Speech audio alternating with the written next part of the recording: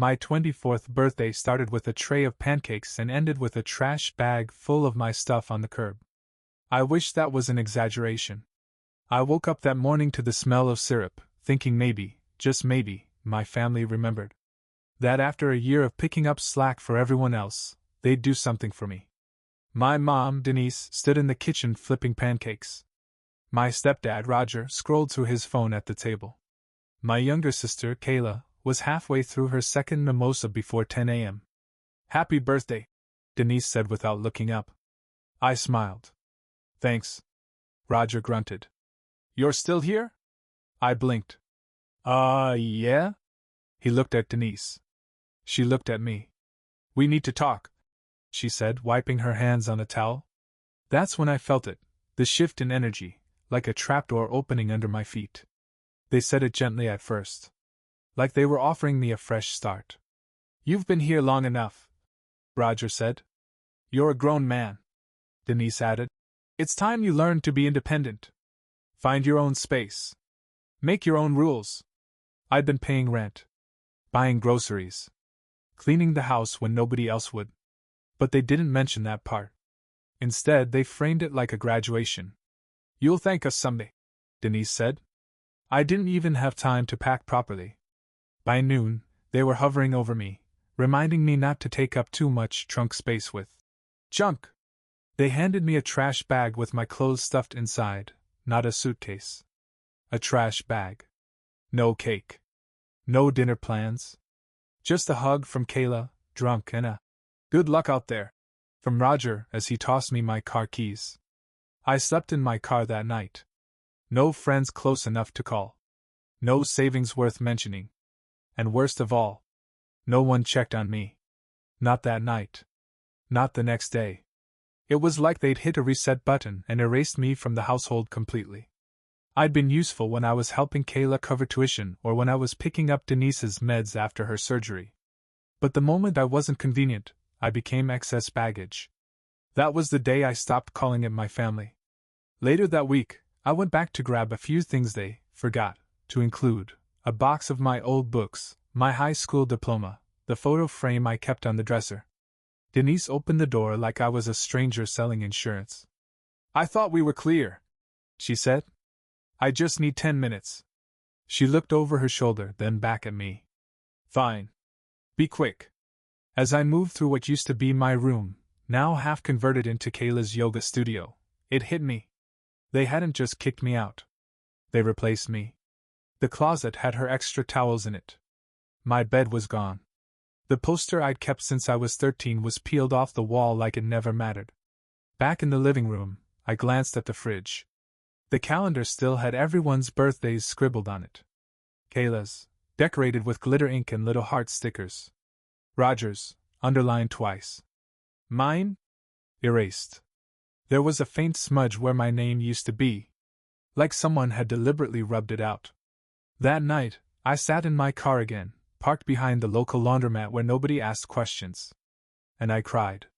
Not because I didn't have a bed, but because I finally had to admit that they'd never actually wanted me around. They tolerated me, used me. And the moment I outlived my usefulness, they took out the trash, literally.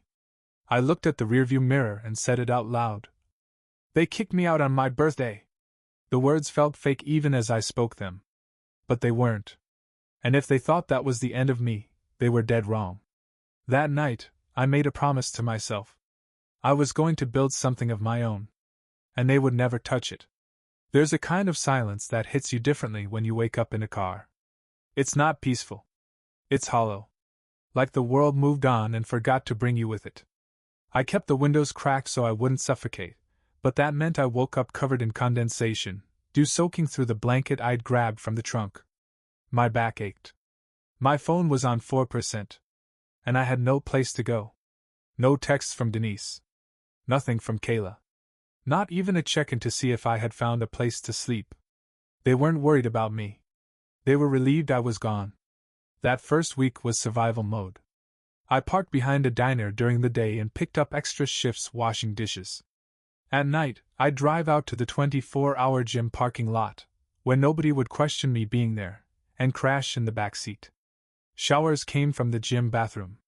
Meals were usually whatever was left on a plate when the cooks closed out the kitchen. No one knew I was homeless. I didn't tell anyone. Because the moment you say it out loud, it becomes real. Denise always told people I was the responsible one. She said it when I was taking Kayla to school because she missed the bus. She said it when I skipped senior year prom to work a closing shift so Roger could take a break. She said it when I emptied my account last year to cover the electric bill because Roger forgot to pay it. Now, the responsible one was sleeping in his car and hoping no one noticed. By the third week, I had it down to a routine, but it wasn't living. It was waiting. Waiting for the weather to break. Waiting for a text that never came. Waiting for a reason to keep going. One night, I overheard two customers talking about a storage unit facility on the edge of town that didn't ask many questions if you paid in cash. I went that same night, handed over $80, and got a unit just big enough to fit a cot and a duffel bag. It was technically illegal to sleep in it, but I didn't care. I finally had 4 walls again. I could stretch my legs. Leave my blanket uncrumpled. I had space for my shoes. That little cement box became my first real home. And nobody knew about it but me. I worked like a machine. Double shifts. Night work. Anything that paid under the table or offered overtime. Eventually I saved enough for a room in a rundown share house with 4 other people. The ceiling leaked. The pipes moaned. The door barely locked. But it was mine. And once I was no longer sleeping behind a diner, I started to breathe again. I kept to myself. I didn't tell my new roommates anything about my family. They thought I was quiet. A bit distant. But the truth was, I was rebuilding. And I didn't want anyone poking at the wreckage behind me. One night, almost a year later, I got a text from Kayla. No. How are you? No apology. Just, do you still have my portable speaker? I can't find it. I stared at the screen for a long time. Then I blocked her number. Because I didn't owe them anything. Not anymore. There was one shift I'll never forget. A guy at the diner, drunk, loud, smug, waved me over to wipe his table. When I leaned in to clean the mess, he looked at my name tag and said, "You look like a guy who peaked in high school." I don't know what it was about that moment. The tone? The smirk? The fact that he was right, at least a little? But something broke in me. That night, I sat in the storage unit and wrote out a list, not a dream board or some Instagram vision thing. Just 10 things I'd do if I ever made it out of that hole.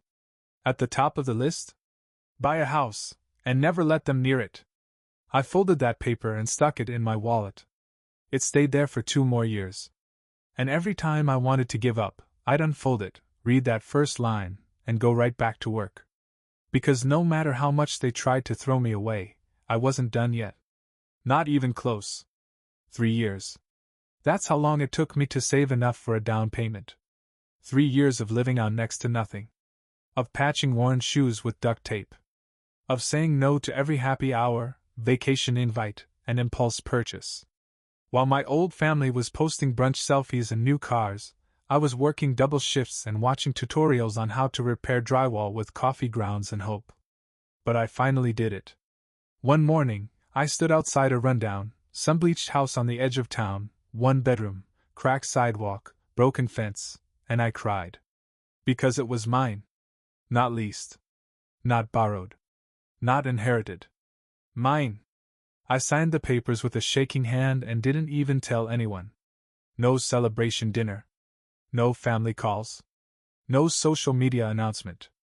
The only person I texted was the guy I rented my storage unit from. "Won't be needing the box anymore," I wrote. "Thanks for not asking questions." He replied with a thumbs up and a smiley face. That was enough. The first few nights were weirdly hard. I'd grown so used to temporary spaces that the silence of my own walls felt wrong. I kept expecting someone to bang on the door, tell me I had to leave. But no one did. I slept with my mattress on the floor, surrounded by paint buckets, rolled up carpets, and the tool set I bought from a pawn shop. Every wall I painted felt like an act of resistance. Every light fixture I rewired felt like an exorcism. I wasn't just fixing up a house. I was building a life. My kitchen was a mess. The faucet leaked. The fridge made a clunking noise every time it cycled. The floor creaked like it had secrets. I loved it. Because everything wrong with that house was mine to fix, and nobody could take it away from me. I scrubbed the old tiles until they stopped sticking to my shoes. I patched the drywall in the hallway with YouTube confidence and a cheap putty knife. The fence? I tore it down plank by plank and built a new one with mismatched boards donated from a construction site clearance bin. Each scar in that house matched one I had on the inside. And slowly, both started to heal. One night, I sat on the front porch eating instant ramen and listening to a playlist I made called Proof I Made It. The streetlight flickered. The air smelled like cut grass and rust. And I realized something wild. I was proud of myself. Not just for surviving. Not just for making rent. But for building something with my own hands, sweat, and second-hand tools. This wasn't just a house. It was my boundary line. A physical symbol that said, "You don't get to hurt me anymore." I printed out a tiny sign and taped it to the inside of my front door. It said, "If they ever show up, don't answer. You don't owe them anything." I laughed when I hung it up. It felt silly. But also, necessary. Because deep down, I knew they would show up. Someday. Somehow. And I'd need the reminder. The following weekend, I planted 3 little flower pots near the steps. They were ugly. Crooked. Barely holding dirt. But I'd never had a front porch to decorate before. It sounds dumb, I know, flowers in dollar store pots. But I couldn't stop staring at them. Because to me, they weren't flowers. They were flags. Proof I'd claimed this space. This life. I didn't know what would come next, just that for the first time, I wasn't dreading it. I sat back on my porch, legs stretched out, cheap headphones in, watching the wind rock the petals. And I said it out loud, just once. "I'm home." No applause. No audience. Just me, and my beat-up porch, and a promise kept. That was enough. It was a Tuesday afternoon when I heard the knock. I was elbow-deep in a cabinet repaint, covered in dust and primer, half listening to an audiobook and debating whether I should just order pizza for dinner, when I heard it. 3 quick knocks. I froze. Nobody knocks at my door. Not without texting first. Not without a reason. I walked to the window and pulled the curtain just an inch. There she was. Denise. Standing on my front porch in a pink jacket, sunglasses on, holding a grocery bag like she just happened to be in the area. Behind her? Kayla. Full glam. Holding her phone up mid-video. Probably trying to film some surprise family reunion. Moment for clicks. My gut twisted. I hadn't seen them in almost 4 years. I opened the door just enough to block the entrance with my body. Denise smiled. "Honey! Wow, look at you! This place is adorable. Why are you here?" I asked, already bracing. Kayla chimed in. "Chill. We just wanted to see you. Don't be weird. We were just at a friend's place nearby," Denise added, lying through her teeth. "Thought we'd say hi." I didn't move. "You kicked me out on my birthday." Her smile faltered for half a second. "That was a long time ago," she said. "We were going through a rough patch. Families argue. You threw my stuff in a trash bag and changed the locks. Let's not rehash," Kayla muttered. I stared at them. They really thought they could just pretend none of it happened. Denise stepped forward slightly, angling her body as if she might casually wander in. "Can we come inside? Just for a minute?" I didn't move. "Why?" She blinked. "To see you. To reconnect." That's when I knew. They didn't come to reconnect. They came because they knew. About the house. About the deed in my name. Maybe they saw something online. Maybe a neighbor talked. Maybe Kayla scoped it out on one of her weird social media dives. But this wasn't about family. It was about proximity to something they wanted. I leaned against the doorframe. "What do you want?" Kayla laughed. "God, why do you always assume the worst? Can't we just be a normal family? You mean the kind that kicks their kid out on his birthday?"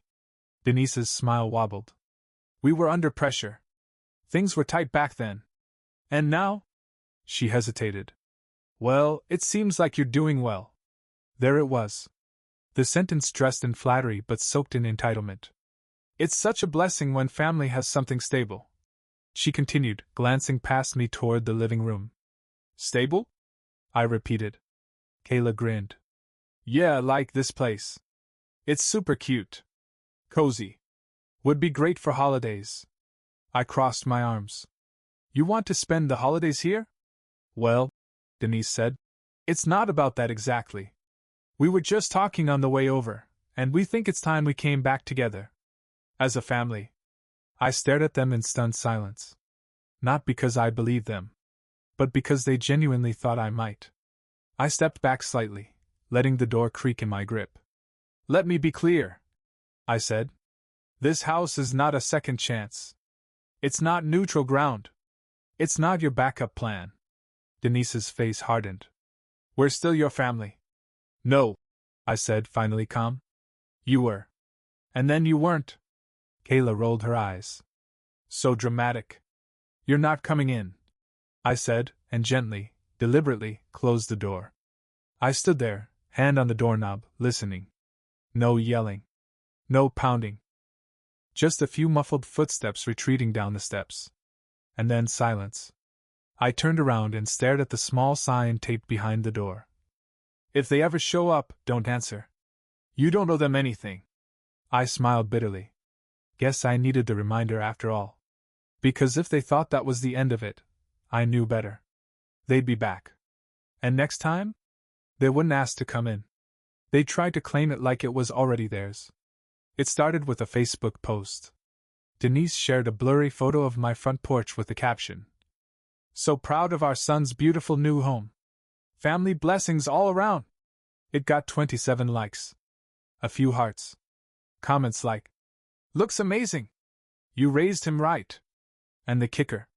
Hope y'all get to enjoy it together. I stared at the screen, pulse climbing. I hadn't even let them pass the front door, and now she was acting like we were some happy sitcom family moving back in together. I commented one thing. Please take this down. You are not welcome here. She deleted the comment within minutes. Then messaged me. Why are you being like this? You're making things harder than they need to be. A few days later, I came home to find Kayla parked in my driveway, taking selfies on the hood of her car with my house in the background. When I asked her what she was doing, she shrugged. Just capturing the vibe. This house is like part of the family now. That sentence stopped me cold. What does that even mean? She blinked innocently. Well, I mean, we helped raise you, didn't we? You wouldn't have this place without us. I nearly laughed. Are you serious? Kayla didn't blink. Mom says you're being possessive. That you're acting like the house is just yours. Because it is. But family should share. That's when I realized this wasn't just about visiting. They thought they had a claim. I took a deep breath and stepped closer. Kayla, you didn't help raise me. You helped get me kicked out. She rolled her eyes. God, you're so bitter. Let it go already. It's been years. Exactly, I said. Years I spent building this. Alone. While you played pretend on Instagram and Mom blocked my number. Kayla folded her arms. You act like we're strangers. You made me one, I said. And now that I've got something worth having, you want to play family again? She didn't answer. Just looked at her phone like the conversation bored her. I pointed to the driveway. You need to leave. I'm just taking pictures. Of a property you're not invited to. Get out of the driveway. She huffed but climbed back into her car. As she backed out, she shouted through the open window. It's still our family's house whether you like it or not. That night, I found out she'd tagged the location in one of her posts. Wrote something like, Can't wait for summer hangs at the family house fire sparkles #blessed #roots. I wanted to scream. Instead, I documented everything. Screenshots. Messages. Timestamps. Because something in my gut told me this was only the beginning. They weren't going to stop at pretending. They were going to push. And eventually, they were going to try to take. The next morning, I installed a gate lock on the driveway. I didn't care how it looked. I cared about peace. About safety. I wasn't going to come home to strangers on my lawn or my house being treated like a prop in someone's pity tour slideshow.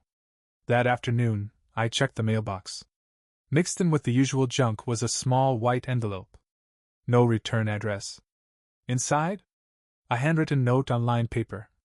You wouldn't have this house without us. We deserve to be part of it. No name. No signature. Just that sentence. The handwriting looked familiar. It wasn't Kayla's. It was Denise's. I folded the note carefully and placed it inside a file folder I had started labeling Property Boundary Issues. Because I knew what was coming. And I wasn't just going to be ready for it. I was going to finish it. The letter shook me, but not in the way they hoped. It didn't guilt me. It clarified everything. This wasn't about reconciliation. It was about leverage. They saw something they wanted, and in their twisted logic, they believed they were entitled to it. My home, my space, my life, suddenly rebranded as a shared family investment. The next week, I got a voicemail from Denise. I didn't answer, I'd stopped months ago, but I always screened in case things escalated. Her voice was syrupy sweet with a bitter aftertaste. Hey honey, just wanted to talk about maybe doing a big Sunday dinner here soon. Kayla said the backyard would be great for a little family cookout. Let's not fight, okay? We all made mistakes, but you're part of us. Let's heal. There was no apology. No acknowledgement. Just a command wrapped in sentimentality. I didn't reply. So the next day, she sent a group message. Me, Kayla, 2 cousins I barely spoke to, and her. Thinking we can all pitch in to improve the family house this summer. Add a deck, maybe redo the kitchen? If we pool our resources, it'll benefit everyone. Everyone? I stared at the screen. They were crowdsourcing renovations for a house they didn't live in, didn't pay for, and had no claim to. I finally replied. This is my house. I live here. Alone. Do not include me in these messages again. Her reply was instant. Wow. After everything we did for you. Ungrateful much? And there it was. I took a screenshot, then blocked the group thread. But it didn't stop. 2 days later, Roger emailed me. I hadn't heard from him since the day I was kicked out. We were just talking, and honestly, it's kind of insulting that you're acting like this house isn't part of the family legacy. We gave you a roof. Fed you. Raised you. All we ask is to be included. I stared at the screen. Included? They excluded me from everything for years. Denied me shelter. Laughed behind my back. And now that I had something, now I was the one withholding? I remembered a night from when I was 17. Kayla had crashed our mom's car while texting. I covered for her. Paid for part of the repairs with the savings I'd been putting away for community college. Denise said, "You're such a good older brother." And I believed her. I thought being useful meant being loved. That memory hit different now. Because all they'd ever wanted was what I could give, not who I was. I wrote one final message to all of them. Let me be clear. This home is not a family property. It is legally mine. No one will visit, stay, or renovate anything without written permission. If anyone enters without it, I will treat it as trespassing. No reply. For a full day. Then came the escalation I'd been expecting. A new number. A new voice. This one said, "Hi, this is Emily. I'm Kayla's friend. I work in real estate law. I think there may be a path to claim your home as a shared generational asset under certain conditions." My stomach dropped. They weren't just playing pretend anymore. They were coming for the deed. I didn't answer Emily. Instead, I forwarded the voicemail to my lawyer. Yes, I had one. I'd hired her 6 months ago, when I first got the house, just in case. We had a standing agreement. If anything came up, I'd call. She'd handle it. Her reply was short but firm. Let them try. They have no claim. But document everything. So I did. Printouts. Voicemails. Screenshots. All of it, in a labeled binder under my desk. Because this wasn't just drama anymore. It was a battle line. That night, I stood in my living room, the one I painted with my own hands, patched with my own tools, and looked at the walls like armor. They'd kicked me out once. They weren't going to do it again. Not here. Not ever. If they wanted a war over this house, they were going to lose. Because this time, I had something I never did back then. Power. And I wasn't afraid to use it. It started with a letter, slipped under my door in a manila envelope. No stamp. No delivery label. Just hand-delivered like a threat from across the street. I opened it slowly, and right at the top. Intent to mediate shared property usage. At the bottom? Signed by Emily Hargrove, J.D. Not just Kayla's friend. Her cousin, apparently. A second-year associate at some boutique family law firm upstate. I sat down and read the whole thing twice. They were trying to claim the house as a family investment under implied contribution, citing verbal promises, shared emotional equity, and get this, intergenerational use expectations. It was complete nonsense. But it was official nonsense. They weren't playing anymore. I called my lawyer immediately. She didn't even sound surprised. This happens more often than you'd think, she said. Families mistake emotional guilt for legal leverage. But they have no deed, no written agreement, and no contribution history. We can dismantle this. I asked if we could countersue. She paused. We can, if you're ready for it. I was. The next day, I emailed Emily directly. Subject: response to shared usage claim. Body: any further communication regarding my property should go through my legal counsel. You are not authorized to contact me directly again. And I meant it. 2 weeks later, we met at a mediator's office. Not court yet, but close enough. I showed up in a thrift store suit, folder in hand, calm as ice.